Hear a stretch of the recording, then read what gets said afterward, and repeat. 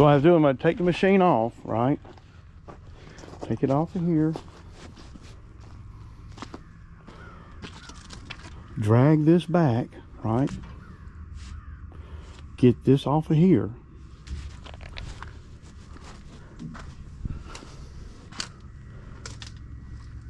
Take this over there to the dump trailer. Put it on there. Of course, I got to pull the dump trailer out, so that means I need to hook to the dump trailer to pull it away from the house so I can put it on the back of there. See, it's just a lot, man. Good thing I got the skid steer off and I can just move it with the skid steer. But, so this to there, right? If I do it any other way, then I'm going to be stuck using this trailer. So I need this bucket. So, yeah. All right, I got to put the camera down, man. All right, y'all, so y'all kind of saw what I had to do. So this first trip over here is just going to be to take the dump trailer, because I don't see no point in taking the skid steer first and then and then having to come back and get the dump trailer. I want the dump trailer to be there, so when I pull them bushes out, I can put them right on the dump trailer. I don't have to, not a lot of you know, double work. I don't want to. I could have took the skid steer over here today, pulled them all up, but what am I going to do with them? Make a pile? Okay. Then what? Right? I'm going to have the dump trailer, a trailer of some kind, and I'm only one person. So, and I can leave the dump trailer over here.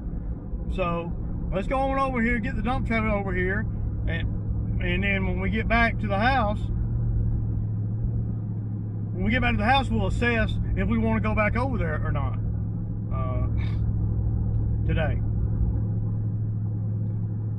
See, I would have done this yesterday. I pretty much, by not having no help, I pretty much just pushed off what I would have done yesterday to today. But see, that causes a problem for me because it's supposed to rain tomorrow. See what I'm saying?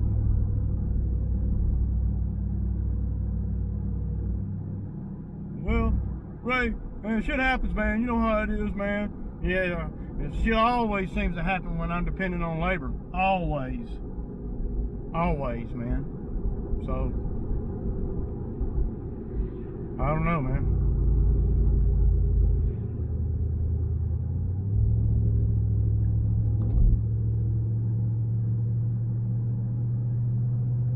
But this customer's a cool customer.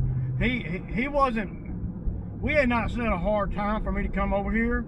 I told him on Sunday, you know, hey, I plan on coming this week or next week to do it. He said, well, I'm out of town, man, so it doesn't really matter. But what I did is I put my tooth bucket on this trailer, and because, well, now that I know I got to take this trailer, I mean, you know,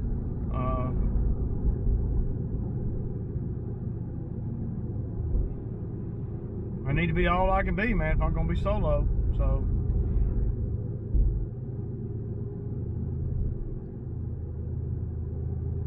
see, if I had a guy with me, and, well, two things. If I had a guy with me and I had a truck to pull this dump trailer, this job would be a breeze, you know. I mean, see, and I charged it based on having two trucks. This one and my old white truck to pull it, but now the old white truck is no more.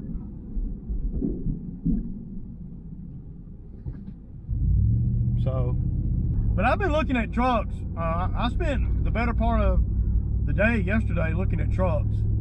So, it looks like I'm going to be able to get a truck, a decent truck, you know, for $15K or less. Probably not less than $10K. And probably not more than $15K. That's kind of where I'm at. So, and I'm not trying to get no loan. A couple guys was coming in the comments saying, you know, you can sell the Kia. Well, see, the Kia's not worth nothing.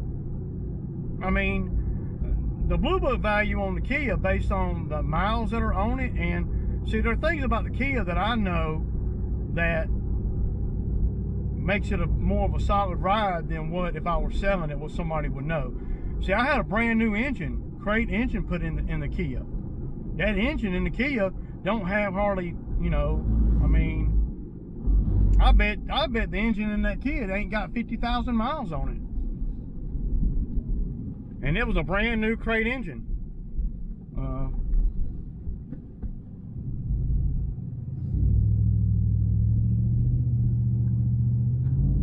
So if I sell the Kia, there ain't nobody gonna give me, if you know, I mean, I would need to get, you know, $3,500 for it to even make sense, because I can't replace the Kia for that. And the Blue Book value on that Kia with the miles that are on it and everything ain't even $1,000. The dealer, when we got my wife's new car a couple years ago, the dealer tried to give me $600 on the trade-in, and I told him, no, man. I mean, it wasn't even nothing to think about. I was like, no, man, I'm not doing that, because you know, they're basing it off the Kia numbers, and the Kia is a pretty handy little car to have around. It really is. Even if I could get, you know, $3,000 for it or whatever, which is what minimum I would need to get for it to make sense, because I know I can't replace it for $3,000. When I buy stuff, that's kind of what I look at, or when I sell stuff, that's what I look at. You know, how handy is it to have the Kia here? You know, pretty handy.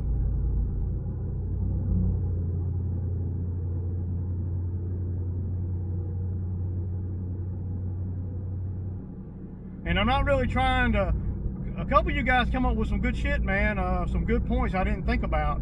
You know, paying this truck off, only to go into a loan where the interest is double what I'm paying interest on this one. The interest on this truck is very low, man. I mean, compared to today's times. I don't know exactly what it is, but it's really low. And if I do a new loan, then even though I'm paying this one off, I'll be paying, it'll cost me more money. So what we're gonna do is I'm gonna get 15K out of my Edward Jones. I know a lot of guys are against that, but you know, it's the path of least resistance for me. I don't want to have to sell the Kia and 3 or 4 other things in order to get, and then still have to go get money. I'm not gonna be able to come up with $15,000, you know, selling stuff that I don't use or don't need. I don't have $15,000 worth of stuff that's worthy of me selling. You know, I got $15,000 worth of stuff, and I can come up with $15,000, but I'm going to be selling stuff for a fraction of what I paid for it, and I'm not going to do that. That's bad business. Well, it's also bad business to pull money out of it. It might be, but this is a clear line to get to the money, you know, for a purchase that I need, without me having to do anything except for go down and get a check. So, yeah, I mean, there ain't no telling. Okay, I can sell the Kia. How long is it going to take me to sell the Kia? How many tire kickers am I going to have? A whole bunch. And how much are they going to give me for it? Shit. I mean, if I was looking for a car and I saw that Kia, that's what I asked myself, what would I give for it? I'd be looking at the Blue Book, and, you know, if I was the buyer of, you know, potentially interested in a Kia, I'd be looking at the Blue Book, I'd be looking at the condition of the vehicle, and I'd be like, man, I'll give you $1,000 for it. You know, that's all I think. That's all that I would give for it.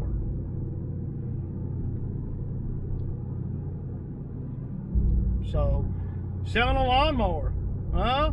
Well, how much am I going to get for a lawnmower? Like, the only lawnmower I really got that I would sell and not, affect me would be the surging lawnmower. Well, how much could I possibly get for that?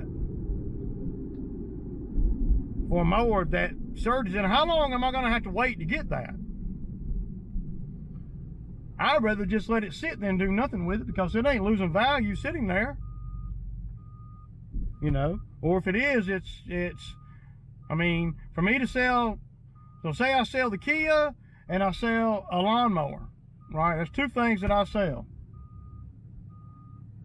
That won't even equal $5,000.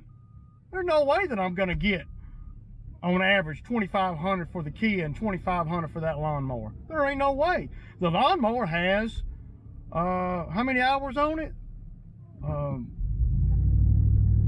A lot. Now, but it doesn't matter, because once it gets warmed up, it starts surging real bad. Now, that engine on there, just like with the Kia, that engine on that mower don't have 1,000 hours on it. But there's like 3,500 hours on that machine. That's not worth nothing, especially not in February, January. Hell, the most I could get out of that mower, I mean, the most, and that's with the 12 tires and everything, $3,000 maybe. And I don't think I would not pay $3,000 for it if I were in the market. So you figure $1,000 for the Kia, $2,000 for the mower, and I'll have to. That's just the corner of what it actually take to get that money, because I would have to waste a lot of time. I know I would, on the tire kickers. On top of all that, the title, I have the title on everything, right?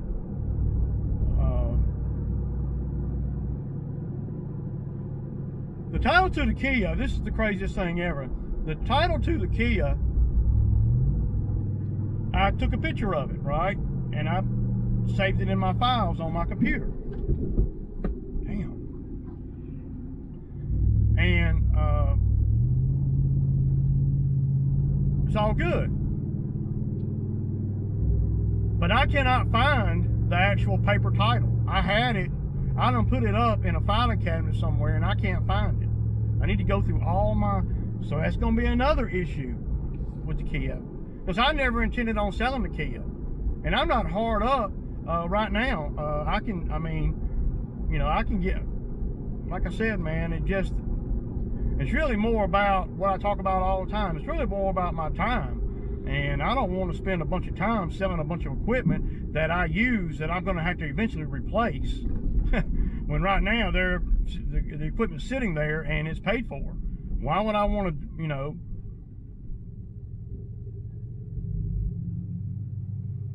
see, there's a DOT right there. See, if I had that's what you got to watch out for around here where I'm at. That's why you got to chain that machine down. Like y'all saw, I have 5 points of contact. There's 2 of them.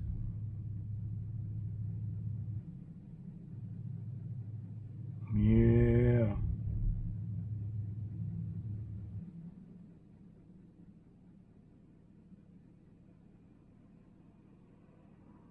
See, the DOT around here, man, is pretty freaking bad. And they'll get you for, not having things properly secured and stuff.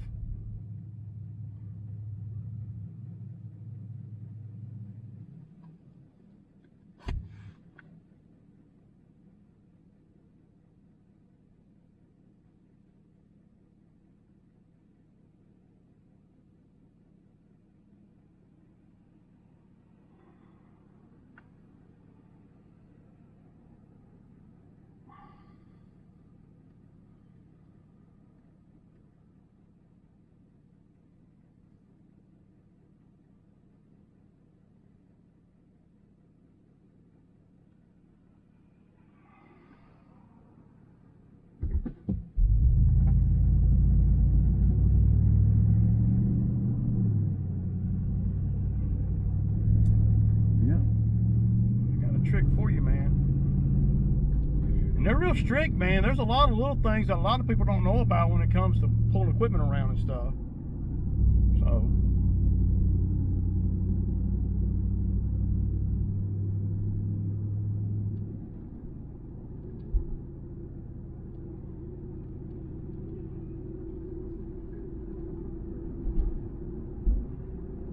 yes, he messaged me on Facebook late last night.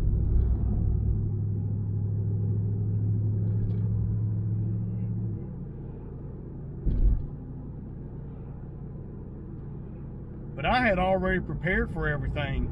So I already prepared for everything as if he were coming in.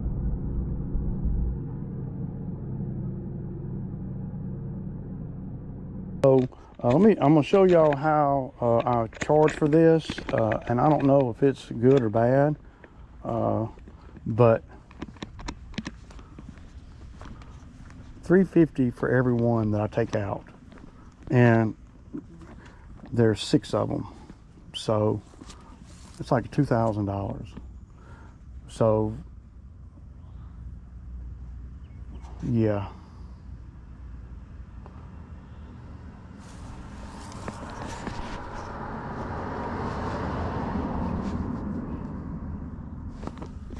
But we're good to go.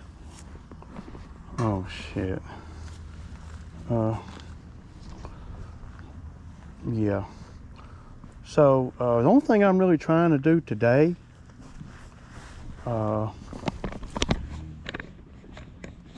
is just set up everything. So tomorrow I'll be, ready to go.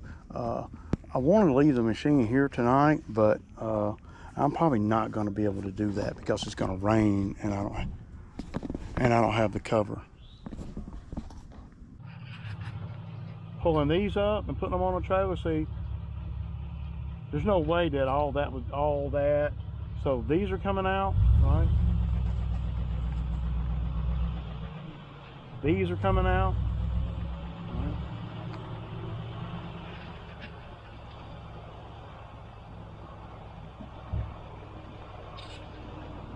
These are coming out. These are coming out. And that tree that fell is coming out. And then there's one bush in the back. It ain't nothing like these. It ain't thick like these are coming out.